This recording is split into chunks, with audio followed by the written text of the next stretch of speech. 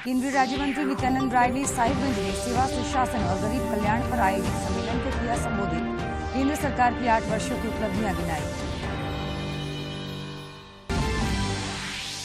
राजधानी रांची में 10 जून की उपद्रव की घटना के बाद बेहतर होते हालात को देखते हुए इंटरनेट सेवा बहाल।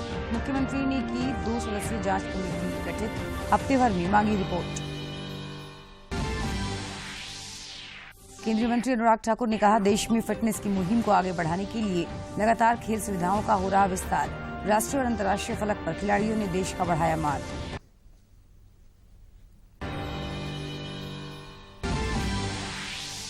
और राज्य के उत्तर पश्चिमी और दक्षिणी इलाके में भीषण लू की चपेट में। डाल्टनगंज का अधिकतम तापमान 45 डिग्री सेल्सियस दर्ज। कुछ इलाकों में कल और परसों आंधी और वज्रपात की संभावना।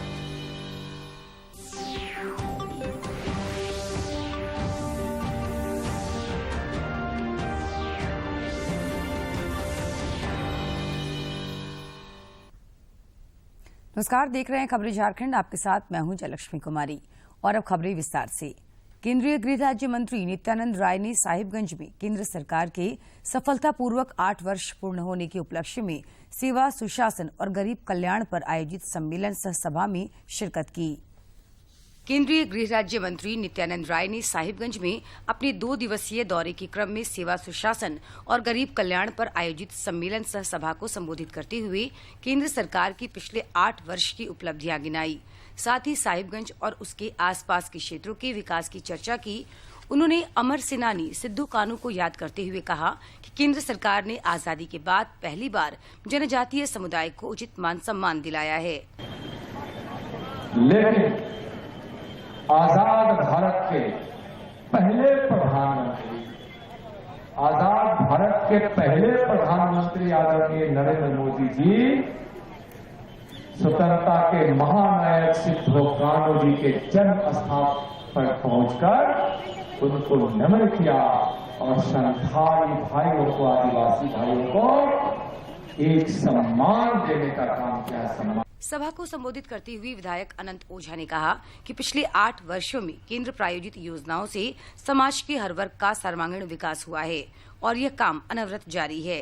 साहिबगंज जिला में भी नहीं चलेगा, ये यात्रा संघर्ष की चलेगी। लेकिन माननीय मंत्री जी आए थे, हम आशा के साथ जो यहाँ के लोगों का दर था, जो भारतीय जनता पार्टी के कार्यकर्ताओं का दर था, जो विकास की यात्रा हमने प्रारंभ की थी, उस यात्रा को रोकने का जो दर था, इस भाव को आपके माध्यम से हम भारत सरकार के पास, अपने यशस्वी प्रधानमंत्री जी के पास पहुंचाने के लिए इस छोटे से समय में आपके माध्यम से रखने का काम किया है। इस अवसर पर केंद्रीय गृह मंत्री नित्यानंद राय ने साहिबगंज के वीर शहीद जवान कुलदीप उरांव के पिता घनश्याम उरांव और गलवान घाटी में शहीद कुंदन ओझा के भाई कन्हैया ओझा को अंग वस्त्र देकर सम्मानित किया। साहिबगंज दौरे के क्रम में श्री राय ने बाबा भीमराव अंबेडकर की प्रतिमा पर माल्यार्पण कर स्वागत गान कर रही आदिवासी महिलाओं से केंद्र प्रायोजित योजनाओं के बारे में जानकारी प्राप्त की। साथ ही अन्य कार्यक्रमों में भी शिरकत की। साहिबगंज से संजय गुप्ता की रिपोर्ट। राजधानी रांची में 10 जून के उपद्रव के बाद हालात लगभग सामान्य हो चले हैं। शांति सुकून लौटने के बाद राजधानी रांची में इंटरनेट सेवा भी बहाल कर दी गई है। इस बीच मुख्यमंत्री हेमंत सोरेन ने उपद्रव मामले की जांच के लिए 2 सदस्यीय उच्च स्तरीय जांच कमेटी का गठन किया है, जो उन्हें हफ्ते भर में अपनी रिपोर्ट सौंपेगी। इधर रांची में आज भी रैफ के जवानों द्वारा फ्लैग मार्च किया गया। रांची के वरीय पुलिस अधीक्षक सुरेंद्र कुमार झा ने लोगों से धैर्य बनाए रखने और अफवाहों पर ध्यान नहीं देने की अपील की। क्या एफआईआर हुआ है, कितने सर अभी एफआईआर डिफरेंट जगहों पे हुए हैं और हम लोग उसको काउंट करवा रहे हैं। अभी तक मेरी इन्फॉर्मेशन 7 से 8 के आसपास एफआईआर हुए होंगे और अभी जो है बहुत सारे लोग, हमारा एनालिसिस विंग जो काम करता है उसका काम स्टार्ट हो गया है।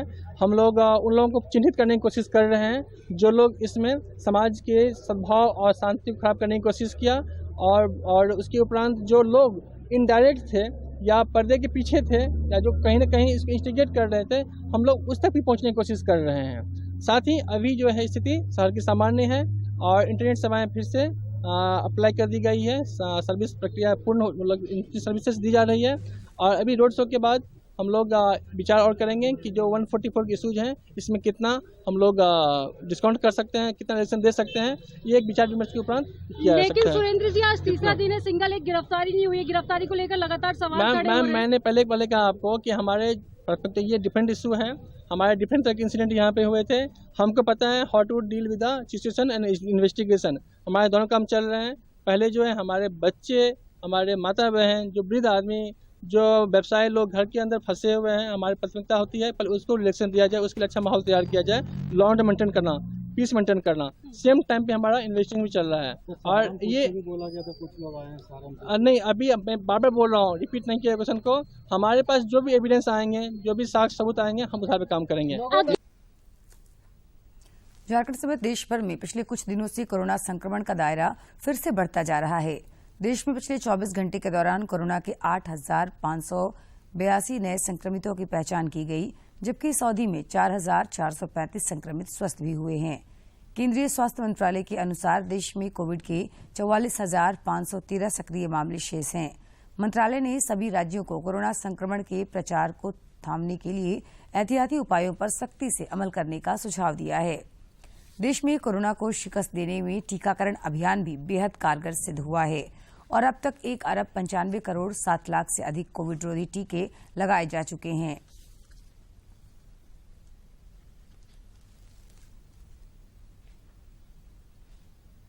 इधर मांडर विधानसभा उपचुनाव को लेकर प्रत्याशियों ने जनसंपर्क अभियान तेज कर दिया है।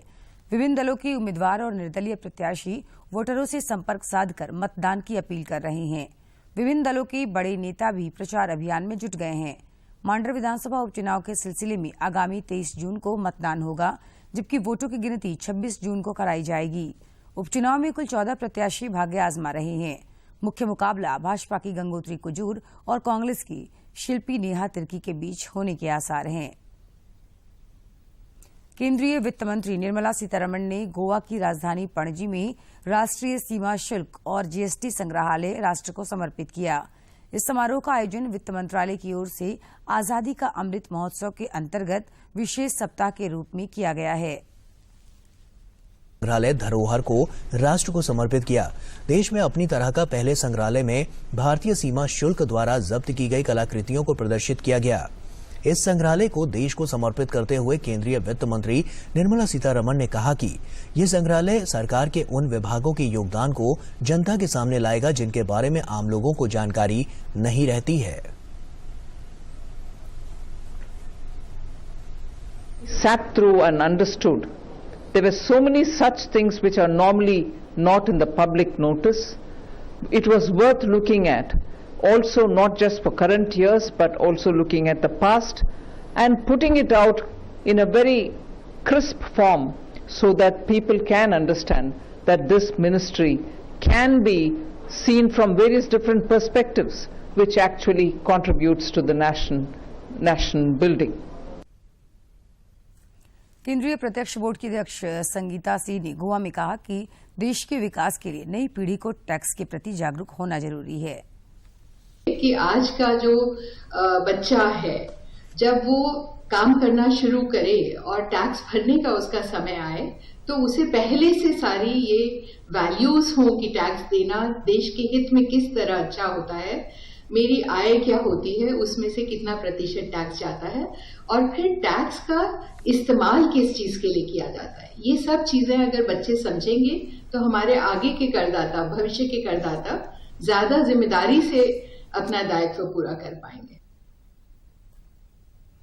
प्रधानमंत्री नरेंद्र मोदी इस महीने की 26 तारीख को आकाशवाणी पर मन की बात कार्यक्रम के जरिए देश विदेश के लोगों के साथ अपने विचार साझा करेंगे। आम लोग इस कार्यक्रम के लिए अपने सुझाव 24 जून तक भेज सकते हैं।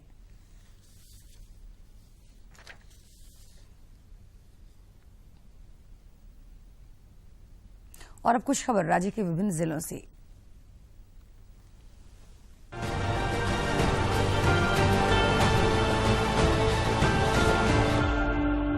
केंद्रीय मंत्री अर्जुन मुंडा ने रांची में राजभवन जाकर राज्यपाल रमेश बैस से मुलाकात की। इस दौरान श्री मुंडा ने उनसे मंत्रालय द्वारा जनजातियों के लिए चलाए जा रहे विभिन्न योजनाओं के बारे में चर्चा की। आजादी का अमृत महोत्सव के तहत जमशेदपुर में आयकर विभाग द्वारा साइक्लोथॉन का आयोजन हुआ। केंद्रीय मंत्री अर्जुन मुंडा ने बिष्टुपुर क्रिकेट मैदान से इसका शुभारंभ किया। विधानसभा अध्यक्ष रविंद्रनाथ महतो ने नाला इंटर महाविद्यालय का निरीक्षण किया और छात्र छात्राओं को गुणवत्तापरक शिक्षा उपलब्ध कराने पर जोर दिया। भाजपा की राष्ट्रीय उपाध्यक्ष सह पूर्व मुख्यमंत्री रघुवर दास ने जमशेदपुर के रविदास कॉलोनी समेत कुछ अन्य जगहों पर लाभार्थी संपर्क अभियान में शामिल हुए और केंद्र सरकार के 8 वर्षों के कार्यकाल की उपलब्धियां गिनाई। खूंटी में आजीविका कृषक सखी मंडल की दीदियों को आजीविका कृषि फार्म का भ्रमण कराया गया तथा उन्हें आवश्यक जानकारियां दी गयी। भाजपा विधायक दल के नेता बाबूलाल मरांडी ने रांची के मेन रोड स्थित संकट मोचन मंदिर जाकर बजरंगबली का आशीर्वाद लिया और मंदिर परिसर का जायजा लिया। उन्होंने रांची उपद्रव के लिए जिम्मेदार लोगों को शीघ्र गिरफ्तार किए जाने की भी मांग की। सरायकेला खरसावां जिले में अवैध खनन और परिवहन के विरुद्ध सघन जांच अभियान अनवरत जारी है। जिले के कुचई अंचल क्षेत्र अंतर्गत बड़ा सेगोई में अवैध रूप से संचालित ईंट भट्टे को ध्वस्त किया गया। रामगढ़ जिले की उपायुक्त माधवी मिश्रा ने समीक्षात्मक बैठक कर अवैध खनन पर सख्ती से रोक लगाते हुए कड़ी कार्रवाई का निर्देश दिया।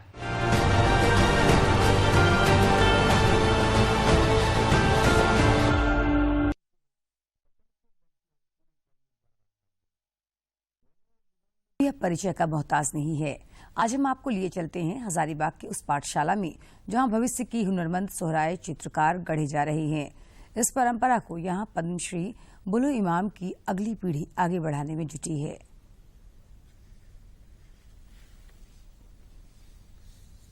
वैसे तो हजारीबाग और सोहराय चित्रकला का नाता काफी पुराना है, लेकिन यह सुर्खियों में तब और ज्यादा आ गया जब हजारीबाग रेलवे स्टेशन के लोकार्पण के मौके पर इसकी दीवारों पर उकेरे गए इस चित्रकला का पहली बार प्रधानमंत्री नरेंद्र मोदी ने अवलोकन किया और मन की बात में इसकी चर्चा भी की। हजारीबाग निवासी पद्मश्री बुल्लू इमाम ऐतिहासिक महत्व के धरोहरों की खोज और सोहराय चित्रकला को आगे बढ़ाने में दशकों से लगे रहे हैं।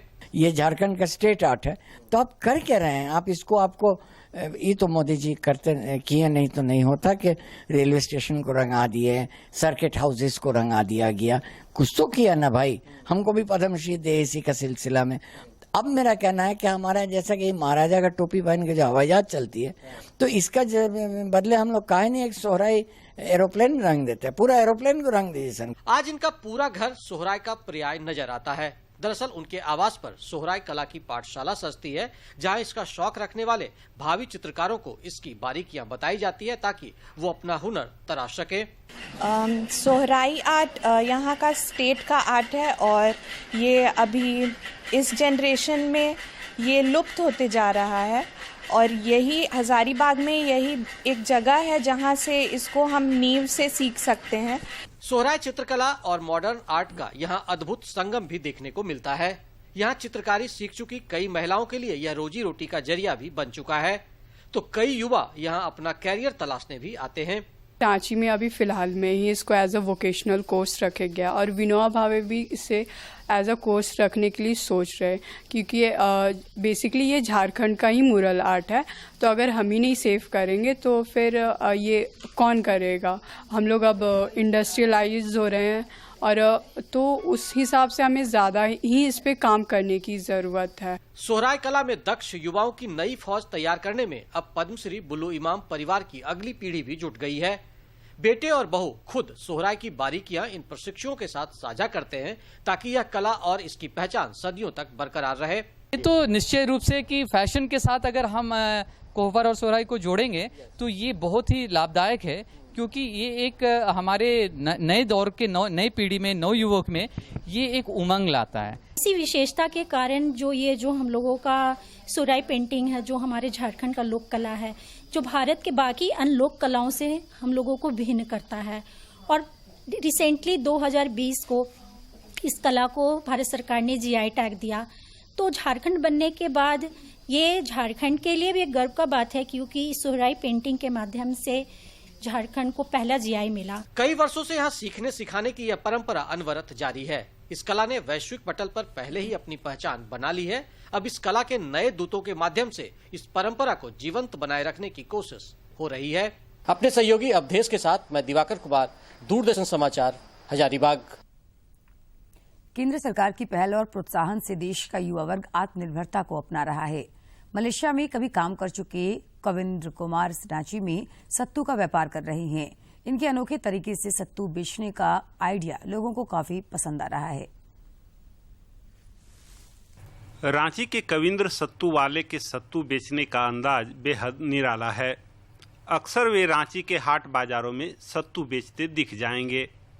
इनसे हमारी भेंट धुरवा के शालीमार बाजार में हो गई।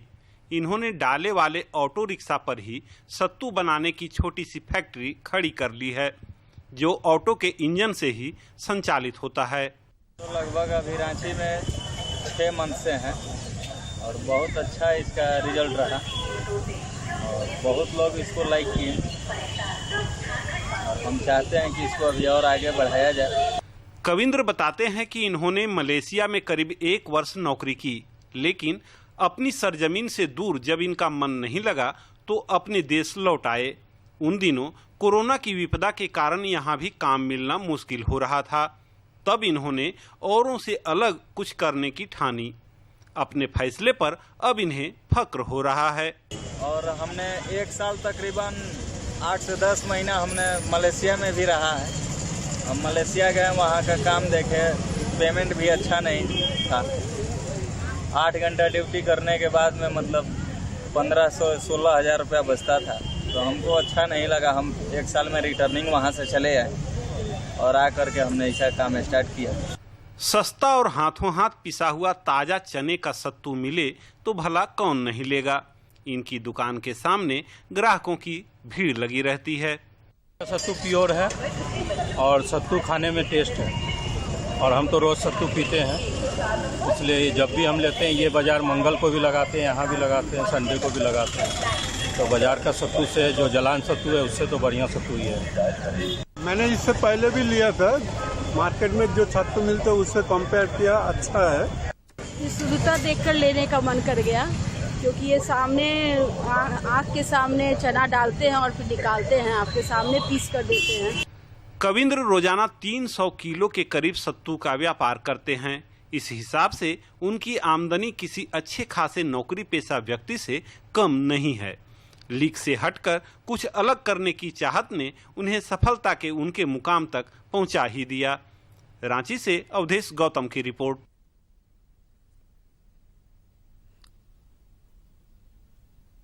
गिरिडीह जिले की पुलिस और खनन विभाग लगातार आर्थिक अपराध के विरुद्ध लगातार कार्रवाई कर रही है।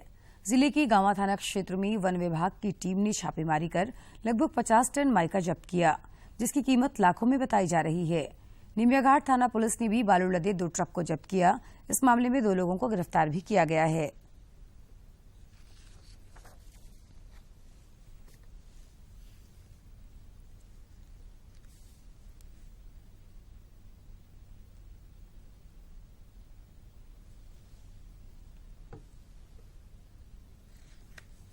सुबह 4:30 बजे गुप्त सूचना मिली कि अवैध रूप से बालू का उत्खनन कर जीटी रोड के रास्ते परिवहन किया जा रहा है। इस दिशा में श्री विकास आनंद कार्यपालक दंडाधिकारी के नेतृत्व। केंद्रीय मंत्री अनुराग ठाकुर ने आज लखनऊ में विभिन्न कार्यक्रमों में शिरकत की। इस दौरान अपने संबोधन में उन्होंने कहा कि देश में फिटनेस की मुहिम को आगे बढ़ाने के लिए लगातार खेल सुविधाओं का विस्तार हो रहा है। श्री ठाकुर ने कहा कि हाल के वर्षों में खिलाड़ियों ने राष्ट्रीय और अंतर्राष्ट्रीय फलक पर देश का मान बढ़ाया है। मिलकर अगर वहां पर रखेंगे तो उठाना भी उसको आसान होता है। ये बातें छोटी हैं, लेकिन मैं इसलिए कर रहा हूं कि इससे बहुत बड़ा बदलाव आता है। हम किसी कार्यक्रम में जाते हैं, वहां चाय या कुछ खाने के लिए देते तो हम लोग देखते हैं लोगों ने खाया और वहीं पर फेंक दिया। एक बड़ा बदलाव हमने समाज में देखा है कि सब लोग इकट्ठे उठकर एक कोने में जाकर उसको रख देते हैं और लोगों को उठाना भी, उसको साफ करना भी आसान होता है, ताकत भी कम लगती है। मित्रों, फिट इंडिया कैंपेन की अगर मैं बात करूं, देश में फिटनेस को आगे बढ़ाने के लिए प्रधानमंत्री मोदी जी ने लगातार खेलों की सुविधाओं को भी बढ़ाया है, जागरूकता भी फैलाई है और फिट इंडिया मोबाइल ऐप ये भी आप अपने मोबाइल फोन पर डाउनलोड कर सकते हैं। आपस में एक दूसरे से कंपटीशन कर सकते हैं और चुनौती दे सकते हैं कि कौन ज्यादा फिट है। आज एक यूथ क्लब ने जैसे यहां पर अपना कार्यक्रम किया, 6 साल के बच्चे ने जो करके दिखाया है वो अपने आप में दिखाता है कि फिटनेस किस स्तर पर हो सकती है। और जब बाकी भी जय माता दी क्लब था, जय माता दी यूथ क्लब के जो हमारे साथी थे, किस तरह से उन्होंने अपने कर्तव्य दिखाए, कलाबाजियां की, फिटनेस को दिखाया, एरोबैटिक्स को दिखाया। मैं यही कहूंगा स्तर कुछ भी हो सकता है हमारी फिटनेस का, और छोटे बच्चे में ना केवल वो अपनी जिम्नास्टिक की अपने अलग अलग वो तरीकों से आपको मंत्रमुग्ध कर रहा था, बल्कि उसमें जो स्टेमिना भी था, एजिलिटी जो थी, वो सामने देखते नहीं बनते। ये अपने आप में नए भारत का एक उदाहरण है। और मैं कह सकता हूं फिट इंडिया कैंपेन को लेकर आप सब ब्रांड एम्बेसडर बन सकते हैं। जो मेरे सामने यहां पर एकेडमी के बच्चे भी बैठे हैं, कोई साई की एकेडमी के हैं, कोई केडी सिंह बाबू राज्य की सरकार की एकेडमी के हैं। आप सबको अपने अपने क्षेत्रों में भी अलग अलग खेलों को बढ़ावा देने की आवश्यकता है। ये बात मैं इसलिए कह रहा हूं क्योंकि एक को देखकर दूसरा उससे प्रेरणा लेता है। कोई अच्छा खिलाड़ी जब मेडल जीतकर आता है, अखबार वाले उसका नाम पेपर में छापते हैं, टीवी वाले उसको दिखाते हैं, तो अपने क्षेत्र के लिए एक बड़ा प्रेरणा का स्रोत बन जाता है। और मुझे पूर्ण विश्वास है आप में से बहुत सारे ऐसे होंगे जो पहले जिला स्तर पर, फिर राज्य के स्तर पर, फिर राष्ट्रीय स्तर पर, फिर अंतर्राष्ट्रीय स्तर पर अपने हुनर, अपने खेल के माध्यम से देश के और अपने क्षेत्र के हजारों और फिर करोड़ों लोगों को प्रेरित करें। मित्रों, ठीक कहा आरपी सिंह जी ने, भारत की मेडल की संख्या कम होती थी। रियो ओलंपिक्स 2016 में तो केंद्रीय मंत्री अनुराग ठाकुर ने लखनऊ दौरे के क्रम में स्वच्छता अभियान में शामिल होकर दूसरे के समक्ष नजीर पेश की।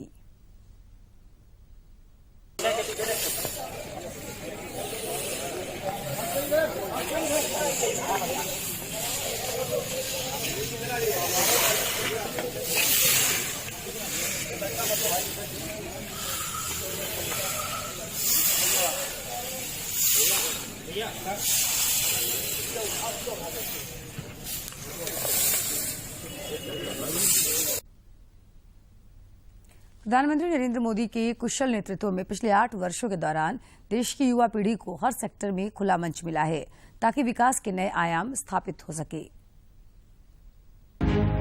आज देश में जितनी प्रोएक्टिव स्टार्टअप नीति है, उतना ही परिश्रमी स्टार्टअप नेतृत्व भी है।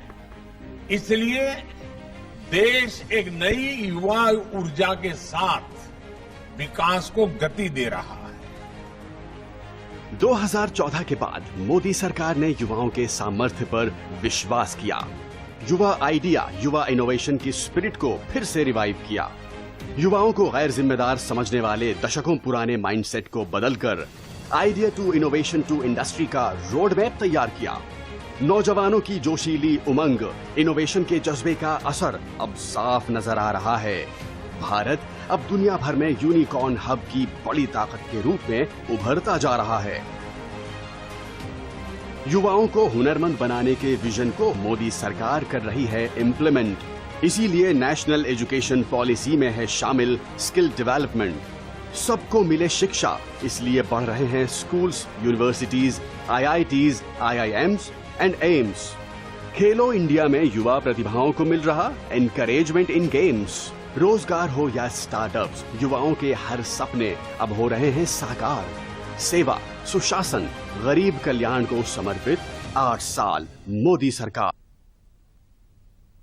जामताड़ा में पशु नस्ल सुधार को लेकर जिला पशुपालन विभाग के द्वारा केंद्र प्रायोजित राष्ट्रीय कृत्रिम गर्भाधारण एवं टीकाकरण अभियान चलाया जा रहा है। जामताड़ा में केंद्र प्रायोजित राष्ट्रीय कृत्रिम गर्भधारण एवं टीकाकरण अभियान को लेकर जिले के सभी पशु चिकित्सकों और विभाग से जुड़े टीकाकर्मियों को प्रशिक्षित किया गया ताकि वे ग्रामीण क्षेत्र में इस अभियान को नया आयाम दे सके। जिला पशुपालन पदाधिकारी डॉक्टर विद्यासागर ने बताया कि देशी पशुओं के नस्ल में सुधार होने से दूध उत्पादन में वृद्धि होगी, जिससे पशुपालकों की आय बढ़ेगी। हमने कृत्रिम गर्भाधान कार्यकर्ताओं को बुलाया था और प्लस ब्रूसेलोसिस वैक्सीनेशन पर हमने चर्चा किया। हमने उन लोगों को बोला कि आप लोग ब्रूसेलोसिस वैक्सीनेशन जो है टीकाकरण ब्रूसेलोसिस कंटिन्यू करो आप लोग का जो है कि पेमेंट वगैरह जो भी है रुका हुआ हम लोग करवा देंगे। जिला पशुपालन पदाधिकारी ने बताया कि केंद्र सरकार की ओर से प्रायोजित राष्ट्रीय कृत्रिम गर्भाधान कार्यक्रम के तीसरे चरण को 31 जुलाई तक बढ़ाया गया है ताकि 100% लक्ष्य प्राप्त किया जा सके। इसीलिए मन लगाकर काम करना है, यही हमने सबको ये हिदायत दी है और सभी पशु चिकित्सक को यही बताया है कि आप लोग डेली का रिपोर्टिंग जो है ब्रुसेलोसिस टीकाकरण करेंगे। जामताड़ा में केंद्र प्रायोजित राष्ट्रीय कृत्रिम गर्भधारण एवं टीकाकरण अभियान की सफलता आने वाले समय में दुग्ध उत्पादन के क्षेत्र में मील का पत्थर साबित हो सकता है। जामताड़ा से सुभाष प्रसाद सिंह की रिपोर्ट। और खबरों के अंत में एक नजर मुख्य समाचार पर। केंद्रीय राज्य मंत्री नित्यानंद राय ने साहिबगंज में सेवा सुशासन और गरीब कल्याण पर आयोजित सम्मेलन को किया संबोधित। केंद्र सरकार की 8 वर्षों की उपलब्धियां गिनाई। राजधानी रांची में 10 जून की उपद्रव की घटना के बाद बेहतर होते हालात को देखते हुए इंटरनेट सेवा बहाल। मुख्यमंत्री ने दी 2 दिवसीय जांच समिति गठित, हफ्ते भर में मांगी रिपोर्ट। केंद्रीय मंत्री अनुराग ठाकुर ने कहा, देश में फिटनेस की मुहिम को आगे बढ़ाने के लिए लगातार खेल सुविधाओं का हो रहा विस्तार। राष्ट्रीय और अंतर्राष्ट्रीय फलक पर खिलाड़ियों ने देश का बढ़ाया मान।